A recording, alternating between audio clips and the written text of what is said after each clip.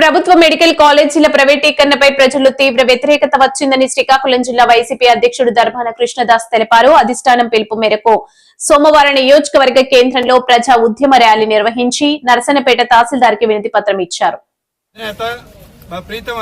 జగన్మోహన్ రెడ్డి గారి ఆదేశానుసారం రాష్ట్రంలో గతంలో ఆయన ముఖ్యమంత్రిగా ఉండగా 17 మెడికల్ కాలేజీలకు అనుమతి తెచ్చి మరి దానిలో ప్రతి ఒక్క పేదవాడు చదువుకోవాలి, పేదవాడికి ఉచితంగా వైద్యం అందించాలన్న లక్ష్యంతో చేసినటువంటి మంచి కార్యక్రమం విద్యకు ప్రోత్సహించడం వైద్య విధిని. మరి అటువంటి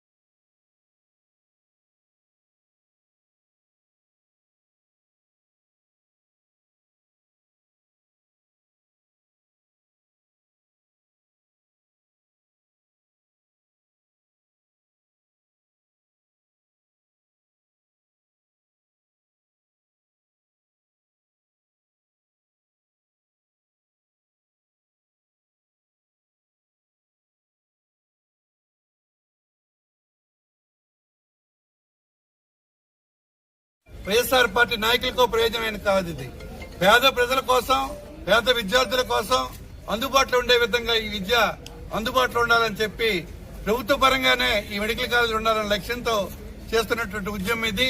దీనికి సంపూర్ణ సహకారం అందించినటువంటి యావత్ జిల్లా ప్రజానికి కూడా హృదయపూర్వక అభినందనలు తెలియజేసుకుంటూ జగన్మోహన్ రెడ్డికి మరోసారి ప్రజల తరఫున పోరాడినందుకు ఆయనకి హృదయపూర్వకమైన ధన్యవాదాలు ప్రజల తరఫున తెలియజేసుకుంటూ ధన్యవాదాలు తెలియజేసుకుంటాను.